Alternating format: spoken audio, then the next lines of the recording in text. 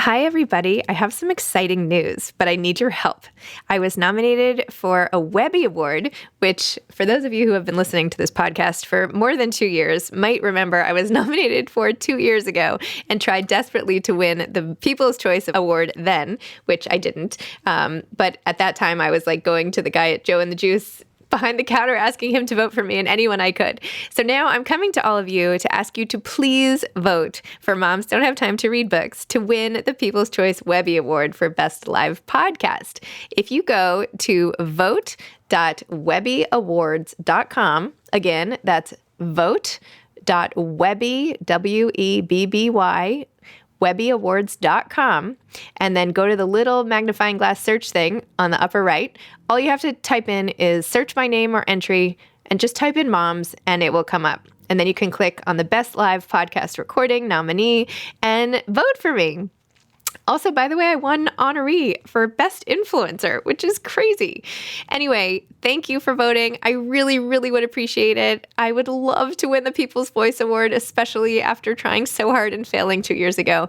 So if you could just take a few minutes and vote, I would be so grateful. You could email me after if you want at info@zibbyowens.com, and I will say thank you to you via email myself, because I'm so grateful. So email me if you've done it, post about it. I would be so grateful. Thank you. Hi, this is Zibby Owens, and you're listening to the award-winning podcast, Moms Don't Have Time to Read Books. I'm also the host of Moms Don't Have Time to Lose Weight, and I'm the editor of the anthology, which you should run out and buy, called Moms Don't Have Time to, a Quarantine Anthology. All proceeds of that book go to COVID-19 vaccine research. And I'm the editor-in-chief of Moms Don't Have Time to Write, a new publication on Medium, and we're accepting submissions, so please send your personal essays there. And if all that isn't enough, you can follow me on Instagram at Zibby Owens, and my website is zibbyowens.com. Okay, now back to this amazing podcast. Jessie Q. Sutanto is the author of Dial A for Aunties, a book which, by the way, I really, really enjoyed. Jessie grew up shuttling between Indonesia, Singapore, and Oxford, and considers all three places her home. She has a master's in creative writing from the University of Oxford. Jessie also has 42 first cousins and 30 aunties and uncles, many of whom live just down the road. She lives in Jakarta with her husband and 2 daughters. Welcome, Jessie. Thank you so much for coming on Moms Don't Have Time to Read Books to discuss Dial A for Aunties. Thank you so much for having me. Jessie, this book was so funny and so entertaining. I got such a kick out of it. It's really funny. I loved it. Yay. I'm so happy to hear that. And I'm not the only one, because already it's number 1 in humorous American novels or something on Amazon. And it hasn't even. Yeah. Wow. Yeah. How crazy is that? So why don't you tell listeners what your book is about and what inspired you to write it? Okay. So Dial A for Aunties is about a young wedding photographer who accidentally kills her blind date, as you do. And then she has to get the help of her very meddlesome mother and aunts to help her hide the body, while at the same time catering to the wedding of a billionaire. So good stuff. Oh my gosh. First, I have to ask right away, has this already been optioned as a movie? Because this seems just like a movie to me. Yes, actually. So the movie rights have sold to Netflix. So that's really exciting. They have a director attached and a screenwriter. So things are moving along really nicely. Wow, that's exciting. And I am not surprised. It read just that way. I can't wait to watch it as a movie as well. Oh my gosh. So how did you think of this? And tell me a little bit more. In the beginning of the book, you open up more about your own family and how originally your family was from China and you went to Indonesia. And I didn't even realize there was anyway, I shouldn't say I didn't realize. You came to Indonesia, then there was a language issue between you and your parents as they put you in different schools. And anyway, some of you were speaking different dialects of Chinese and some in Indonesian, some in English, and even communication became a challenge. So tell me a little bit about your global existence, if you will. Yeah. Yeah, so my family is a family of immigrants. We're all, I guess, ethnically Chinese because all of my grandparents immigrated to Indonesia when they were like little kids. And in order to like fit into like, the Indonesian culture, they changed like everything. Like they changed their Chinese names to Indonesian names to fit in better. And at first it was like going well, but then in the 90s, we had like clashes, like ethnic clashes. And so then my parents sent me and my brother to Singapore just to make sure that we were safe. So my brother and I actually grew up with our cousins in Singapore. And the first language in Singapore is English. So that was what we kind of grew up like speaking. So we kind of forgot like our Indonesian, it was so bad. Our Indonesian is terrible. So then when my parents came to visit, it was just like really hard talking to them. They were like, why are you speaking English to us? Like speak Indonesian to us. And we're like, I would try, but, I would be like, can I have like, that thing? And I wouldn't know like what that thing is called. So I'd be like, can I have that? Like that. you know, it's just like super broken and really horrible. And then, of course, like as teenagers, we were just so horrible, and we would like make fun of our own parents when they tried speaking English with us. And we'd be like, that's not how like this word is pronounced, and that was just like such a big divide in terms of languages between like the generations. And I really wanted to like address that in Double A for Aunties, about how like in their efforts to like give my brother and I like a safer environment to grow up in, it kind of led to this divide being created between our generations. So yeah. So your first language then was Indonesian, correct? And then you learned English in Singapore, or what? How did it work? Or Chinese? Mm-hmm. So my first language was Indonesian up until like the age of 7, which was when I moved to Singapore. And then it became English. So then I have like a 7-year-old vocabulary of Indonesian. Like I can't even read like the Indonesian newspaper. But then I also don't really feel like 100% comfortable speaking English or Mandarin because, I picked them up when I was like 7. So I kind of feel like uncomfortable with all languages actually. But I guess I would say I'm most comfortable with English. But see, that's so ironic because this book Yeah. is written so beautifully. I mean, Thank you. You would never know. I mean, you wrote it in English, right? Mm-hmm. It's not translated or anything. Yeah. No. Well, I don't know. I'm so impressed. I am not a big language person. I took French for like 100 years and I can barely remember how to answer. All I can remember how to say is like, can I sharpen my pencil? Which is like the most useless phrase.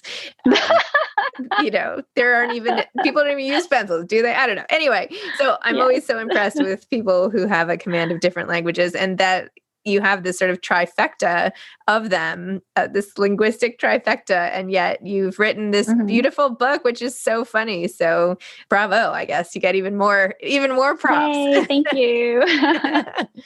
What was your process like for writing this book? It was actually really surprisingly easy. So I'm a pretty fast writer. So it took me like about 6 or 7 weeks, I think, just to get like the draft out. And just writing it was so natural because I didn't know like the aunties' personalities before I started, writing it. But then as soon as I wrote like each scene, I was like, oh, of course, big aunt and like second aunt would have like this rivalry. And of course, like mom and, fourth aunt would just like really hate each other. Wait. I have to clarify, like, not because of my mom and her sister. They would like murder me. My mom and her sisters get along beautifully. So anyway. I totally believe you. Yeah. I don't know where I got the idea from. For all the sibling rivalries. It's a mystery. Somehow they just, Total they just popped into my head. And So I was like, oh my God, like, of course, they would be like making all these snide remarks and stuff. And I actually got so carried away with some scenes that I'm like, wait, what's the point of this scene again? Like, because I'm just having too much fun with the aunties just like arguing with each other. So it was the most fun that I've ever had writing a book.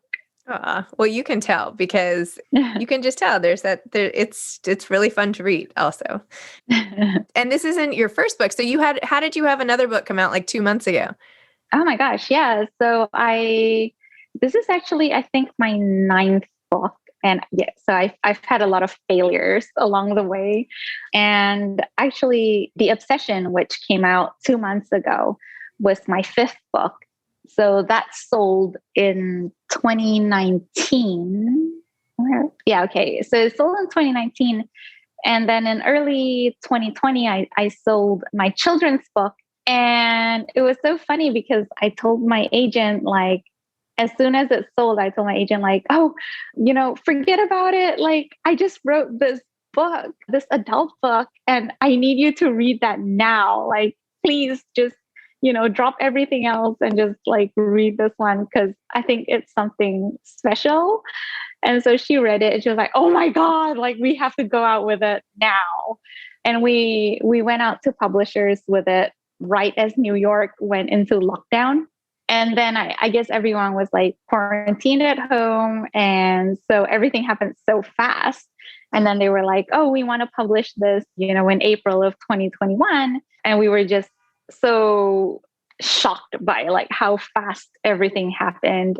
And so, yeah, it just happened that way, I guess. So what's crazy is that next year I will have 4 books coming out. So we'll see how I cope with that. Probably not very well. So what are those books? So next year I will have the sequel to Dial A for Aunties. Oh, yay! And 2 YA novels and 1 middle grade novel. So that'll be really fun. It'll be a fun year.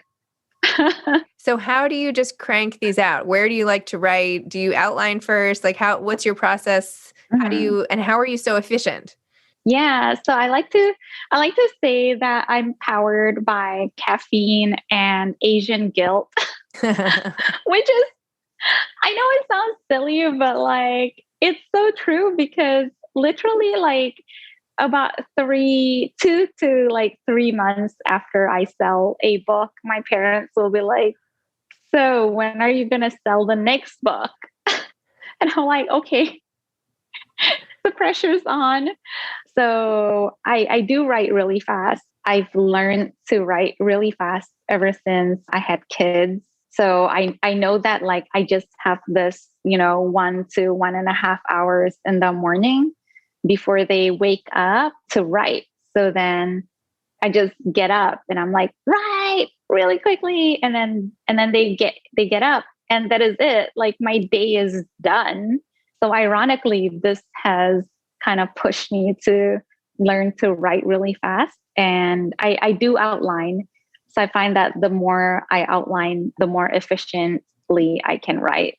So I guess at this point, I'm like approaching it more as like, I don't know, like a project than like an artistic endeavor, I guess, like if that makes any sense.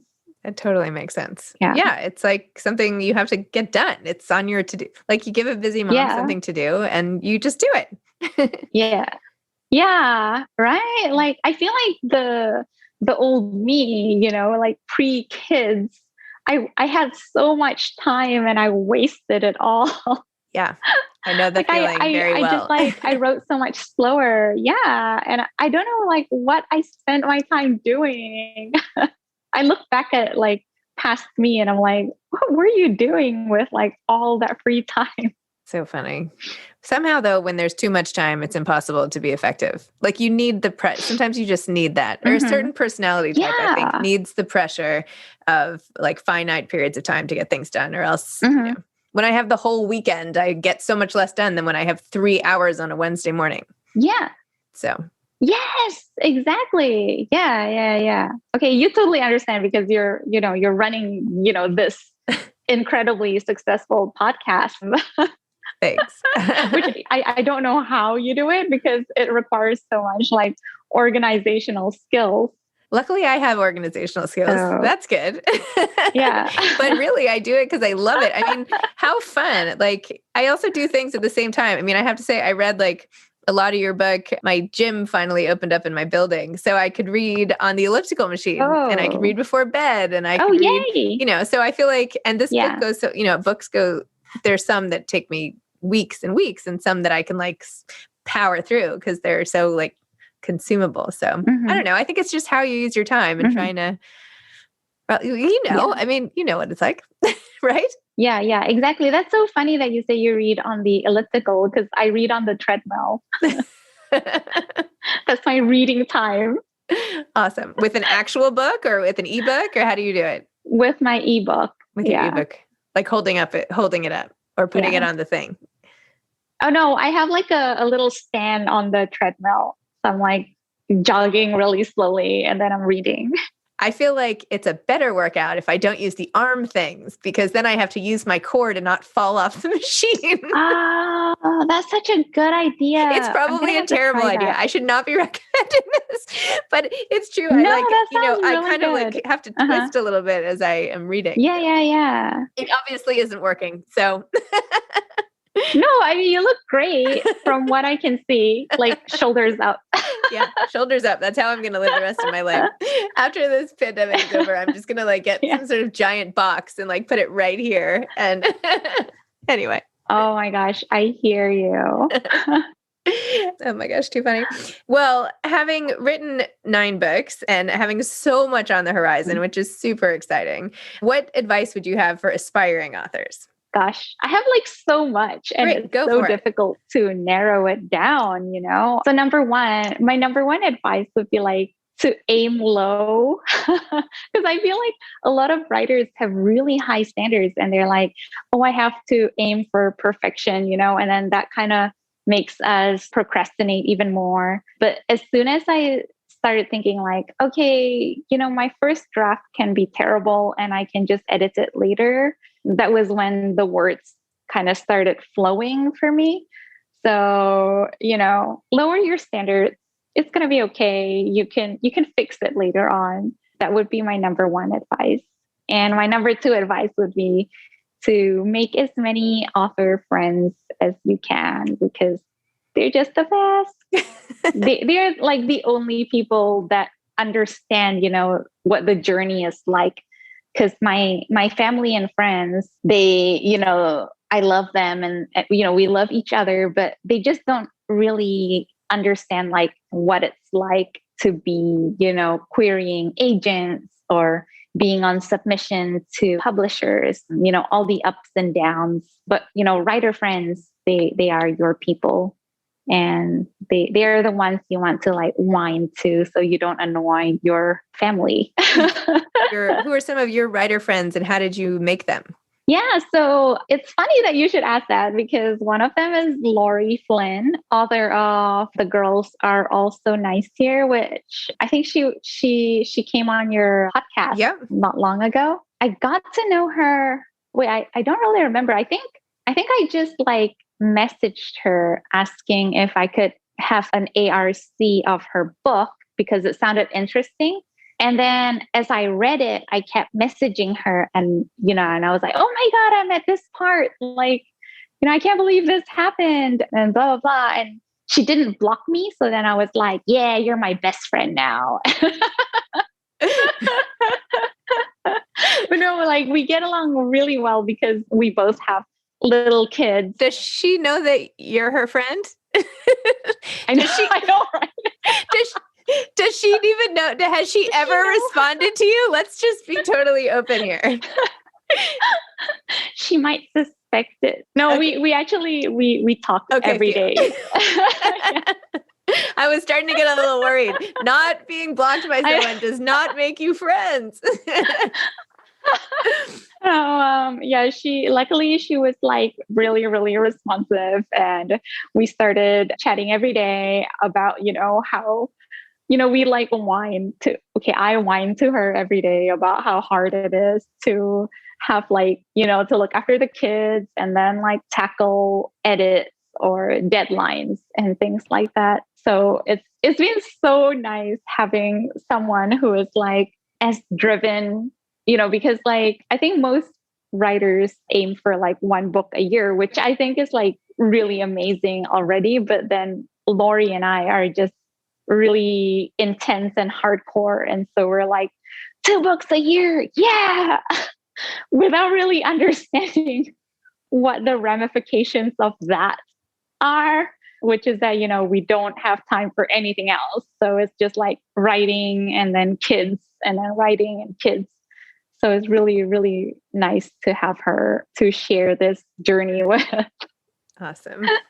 Well, you can always commiserate with me. I feel like I have no time either. And I feel like nobody has any time anymore. Yes. But that's so nice that you guys connected like that. And that's awesome. Mm-hmm. Who knew? And what a great way to reach out. I love it. Yeah. It's great. Yeah. Awesome.